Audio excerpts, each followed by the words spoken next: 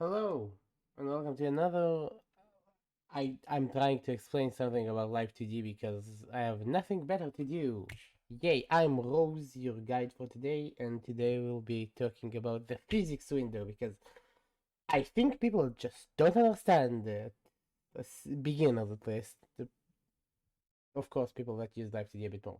Anyway, I have this font piece. You remember this one from my skinning tutorial. We have it set up with 35 degrees of motion. That's very nice. That's very cool. That's what will work with. 3 parameter hairpiece. Nothing too special. Okay. So modeling, under modeling, and the last option, which is open physics scene blending settings, is the physics window. Let's really quickly go over it in case people do not know how it even looks or what it even is. This is where you can see your model. In our case, it's the hairpiece that we'll be working on. Then here we can see all of the parameters in our model. So angle X, angle Y, everything that you've rigged up till now. Then we have the input settings window over here, and we have a pendulum over here, and then we also have output settings here. Then we also have the groups, which are the physics group.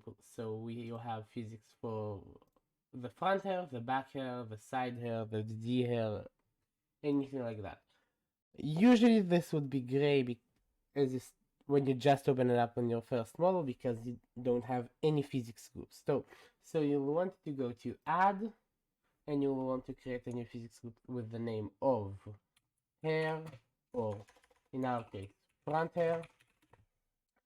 Then you have two toggles down here, which are the input presets, which are, you have three default input presets that are given to you by Live2D, which are head, body, bust, and also the nothing one, but that's nothing. And then you also have the output presets or model presets or pendulum presets, which you like have all of these, and then this one is a custom one. So in our case, we will go with a head input because we're working on a piece of hair, and we will go with a hair of a triple pendulum because we have 3 parameters on it. Okay, click OK, and a new physics group has now been created. Now, over here, we can see input, and then the parameter name, the type of input. Know that you have two input types, which are a position and an angle. We'll get to that. And then an effectiveness. An effectiveness of each type that can go up to 100%, which is the percent of effectiveness from the input that goes. Over here you will also see again the preset that you're now using, and then you will also see a angle and a position settings. The angle is the angle that the pendulum reaches. The position is how much the pendulum moves. These are the maximum and minimum and default values of said pendulum. Down here we have the actual pendulum settings. So over here we have 3 dots over the pendulum, which are this one, this one, and this one. And each pendulum has 3 values, which are duration, shaking, reaction, and overall effective, no, not effective. Overall something. I do not remember. It's like the overall effect of the pendulum on the piece.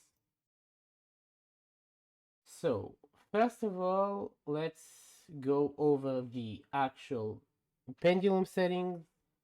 So first of all, duration. The duration here in the pendulum means how much distance is there between one dot, the previous dot, and the current dot.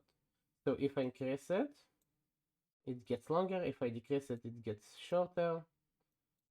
And this affects stuff. Okay, I completely dropped out. Okay. Okay, first of all, we have another part, which is the actual pendulum ID. So 1, 2, 3, and then there would be also 4, 5, 6, depending on how many there are. Then we have the duration, which reflects the length of the current pendulum from the previous one. So this can get longer, this can get shorter.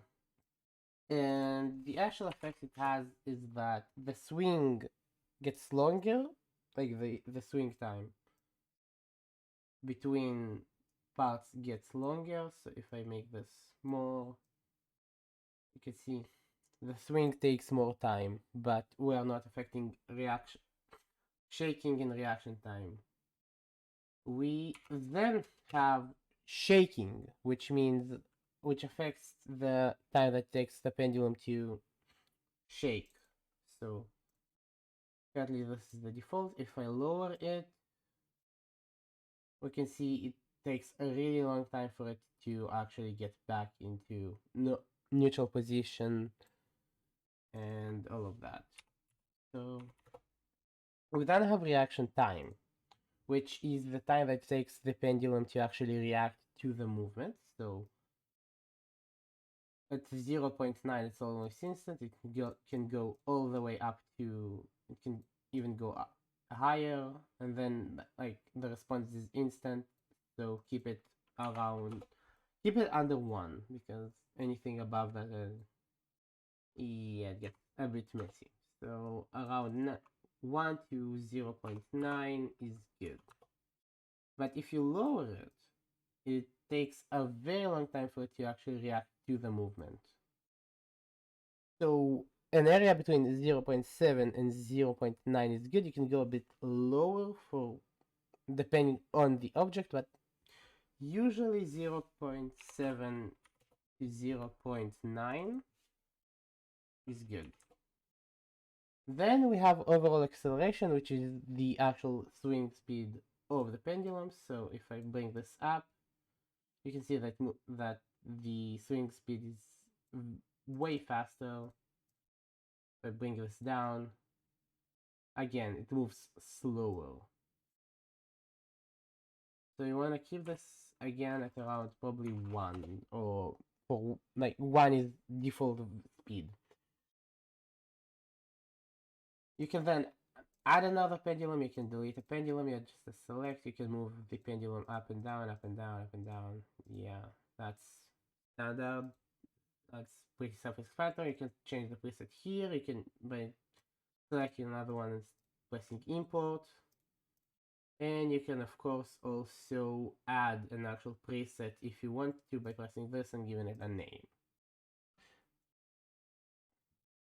So moving on to input type, we have a position input and an angle input. A position input would be things that change the actual position of the object. So angle X and Y, and also body X and Y. Body Z and head Z would be angle inputs. And so you'd set them up like this. This is very simple. This just means that it changes the angle of the pendulum, as you can see right here. If I expand the pendulum area. For some reason it's not working right now for me. I'm too lazy to fix this. I'll probably just slap a GIF of it working on post-editing if I actually remember to even edit this video, because I am a lazy piece of... Anyway, moving on. We have output settings, which is what we've all been waiting for, actually making the thing move. So output settings, you will need to select what parameters you want to output into the value of the pendulum. So you can add, and in our case we have these 3 parameters that were made using skinning. We press OK, and we have all of them here. Now this, immediately you can see that there are these numbers here that are also these. So very obviously, it means that this parameter is taking input from this pendulum, this parameter is taking ID from this pendulum, and this parameter is taking input from this pendulum. You can also change the parameter. I'll put this very simple. Effectiveness means how much of the pendulum's output, how much percent of that is going to be put into this parameter right now. Then we have reflect, which means just like multiply that value by -1. So it goes the other way, which right now goes like this by reflect. Not very visible because of the settings.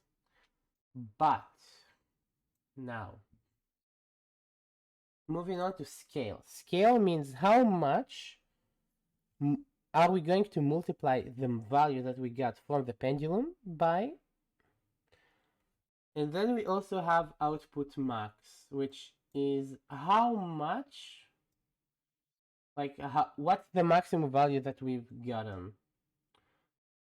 Over here we will have increase output and decrease output, also reset magnification and reset output maximum.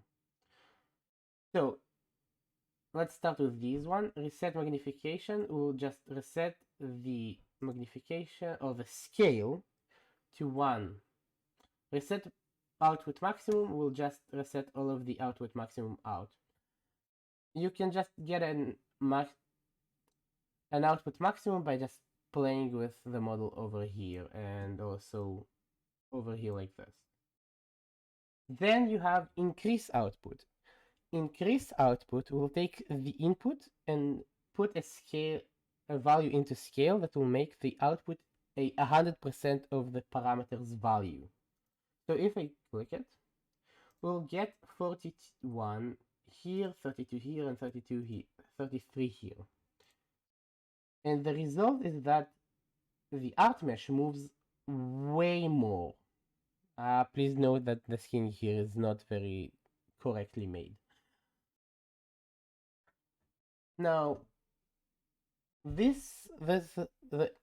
now we're using 100% of the parameter. If you look over here at the actual hair, you can see that the skinning parameters are almost reaching their maximum value. That's because the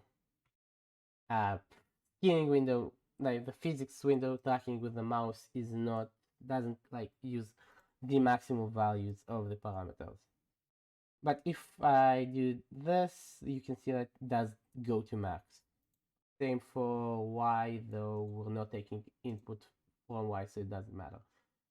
For Z, it does, you can see that it does affect it, and if I increase the angle here, which in our case is about 35 degrees over maximum here, and a 35 degree maximum and minimum. Now, if we change angle Z, you can see that it changes because angle Z is broken for me. It doesn't look correct, but it should. You can see that the angle does change depending on angle Z, and then